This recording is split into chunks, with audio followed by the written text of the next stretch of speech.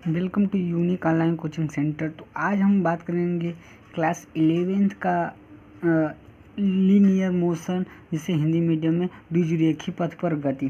तो देखने से पहले आप चैनल को सब्सक्राइब कर लीजिए और शेयर भी कीजिए, ताकि आपके दोस्तों को भी पता चल सके और वो भी free of cost online education प्राप्त कर सकें। तो ये चलते हैं, देखते हैं कि द्विरेखीय पथ पर गति, लीनियर मोशन के बारे में। पहला पॉइंट है मेरा, कार्तीय निर्देश तल। जैसा कि ज्ञात है, किसी कण की अवस्था अभिव्यक्त करने के लिए हमें उसकी स्थिति का उल्लेख करना आवश्यक है। कण की स्थिति के लिए परस्पर अभिलंबवत अक्षों OX, OY तथा OZ, जिनका मूल बिंदु O है, की सहायता से कर लेते हैं। मतलब वो पॉइंट, किसी जैसे कोई भी पार्टिकल या कोई भी कण कहाँ है, वो कहाँ से चलना शुरुआत कर रहा है, किस एक्सिस में है, किस तल में है, उसका तो जानना हमें ज़रूरी है। तो हम एक प्लेन अपने से डिनोट कर लेते हैं, प्लेन बना लेते हैं। वो एक पॉइंट मान लेते हैं, वो ओरिजिन पॉइंट होता है ओ, उसका नाम ओ दे देते हैं ओ।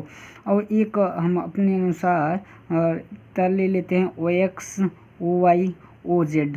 तो जो हमारा ये वाला प्लेन है, ये वाला तल है, XY प्लेन हो गया, ये वाला YZ प्लेन हो गया, ये XZ प्लेन हो गया। अब जिस प्लेन में कोई पार्टिकल मूव कर रहा है या कोई पार्टिकल गति कर रहा है, तो उससे हमें पता चल जाएगा कि किस प्रकार का कैसा मोशन हो रहा है, किस प्रकार का गति हो रहा है। इस प्रकार की निकाय को आयताकार कार्तीय निर्देश तंत्र भी कहते हैं। नेक्स्ट पॉइंट मेरा क्या है, निर्देश तंत्र, फ्रेम ऑफ रेफरेंस।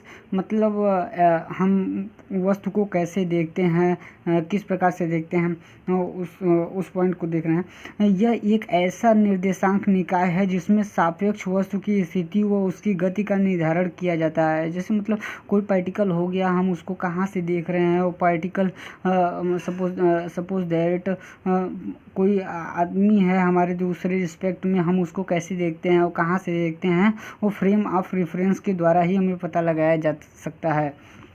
अब नेक्स्ट देखते हैं क्या है नेक्स्ट पॉइंट है गतिकी मोशन। गतिकी किसी वस्तु की वह अवस्था है जो वस्तु की स्थिति, गति तथा विराम को व्यक्त करता है। गतिकी दो प्रकार की होती है। मतलब गति क्या होता है, गतिकी होता है कि जो कोई पार्टिकल है या कोई वस्तु है, वह चल रहा है कि नहीं चल रहा है, वह स्थिर है कि नहीं स्थिर है, वो इसके बारे में हमें बताता है। गतिकी दो प्रकार का होता है, पहला विरामावस्था, दूसरा गतिकी अवस्था।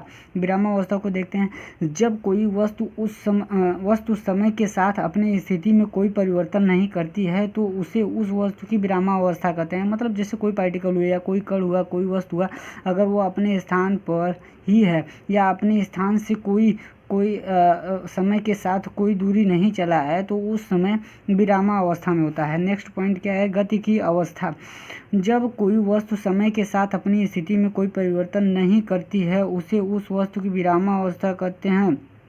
और जब वही समय के साथ गति करता है, तो गति की अवस्था कहते हैं। गति कई प्रकार के होते हैं, तो आगे हम देखते हैं कितने प्रकार की गति होते हैं। नेक्स्ट गति, एक बीमीय गति, द्विबीमीय गति, ऐसे इस प्रकार होते रहते हैं। जितना पॉसिबल हो सके उतना तो हम मोशन कर ही सकते हैं, उतना गति कर सकते हैं। एक बीमीय गति देखते हैं, जब कोई वस्तु एक सीधी रेखा में गति करता है, एक बीमीय गति, जब कोई वस्तु एक सीधी रेखा में गति करती है, उसे एक बीमीय गति कहते हैं। मतलब एक डायमेंशन, मतलब सीधा चल रहा है तो अगर सीधा चल रहा है तो एक ही तल में चलेगा, तो एक बीमीय गति होता है। नेक्स्ट पॉइंट, द्विबीमीय गति, जब कोई वस्तु एक ही तत्व के दो दिशाओं में गति करती है, तो दो बीमीय गति कहलाते हैं। जैसे कोई पार्टिकल वो एक तल में न चल के दो तल में चल रहा होता है, तो वो द्विबीमीय गति होता है।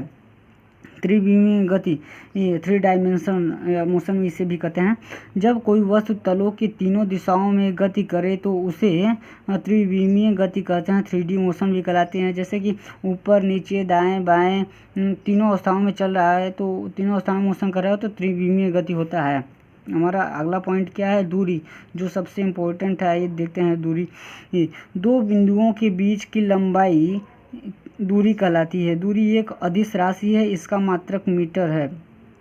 इसको ध्यान से देखिएगा, 2 बिंदुओं के बीच की दूरी कि पूरा जितना लंबाई होगा, 1 पॉइंट 2 पॉइंट, ये इधर से जाए चाहे उधर से जाए, 2 बिंदुओं के बीच की कुल दूरी, ये जितना कुल लंबाई होगा वो दूरी कहलाएगा। यह दूरी एक अदिश राशि है, इसका मात्रक मीटर है। नेक्स्ट पॉइंट, विस्थापन। प्रारंभिक एवं अंतिम बिंदु के बीच की न्यूनतम दूरी को विस्थापन कहते हैं। विस्थापन एक अदिश राशि है, इसका मात्रक मीटर होता है। विस्थापन डिस्प्लेसमेंट इसको इंग्लिश में कहते हैं। विस्थापन होता है कि मतलब एक पॉइंट से दूसरे पॉइंट जितना कम दूरी हो, जितना कम दूरी हो वो विस्थापन होता है। मिनिमम से मिनिमम, एकदम मिनिमम करके जो दूरी होता है 2 बिंदुओं के बीच की दूरी, वही विस्थापन कहलाता है इसको। और यह विस्थापन एक अदिश राशि है और इसका मात्रक भी मीटर होता है। चाल, नेक्स्ट पॉइंट, चाल। एकांक समय में चली गई दूरी को चाल कहते हैं। एकांक समय में चली गई दूरी को चाल कहते हैं। चाल कई प्रकार के होते हैं, एक समान चाल, परिवर्ती चाल, ताक्षणिक या तत्कालिक चाल, अन्य प्रकार के चाल होते हैं। तो आइए हम एक एक करके देखते हैं। एक समान चाल, जब कोई वस्तु समान समय में समान दूरी तय करो तो उसे एक समान चाल कहते हैं। जैसे समान समय में समान दूरी तय करे तो समान चाल कहते हैं। परिवर्तित चाल, नेक्स्ट पॉइंट, परिवर्तित चाल। जब कोई वस्तु समान समय में भिन्न भिन्न दूरी तय करो तो उसे परिवर्तित चाल कहते हैं। मतलब समय तो वही हो लेकिन जो दूरी तय कर रहा हो अलग अलग हो तो परिवर्तित चाल होता है। नेक्स्ट पॉइंट, ताक्षणिक चाल या तात्कालिक चाल। प्रेक्षणों के दौरान किसी वस्तु की चाल ताक्षणिक या तात्कालिक चाल कहलाती है। जो प्रेक्षण होते हैं उनके दौरान किसी वस्तु की मात्रक मीटर पर सेकंड होता है।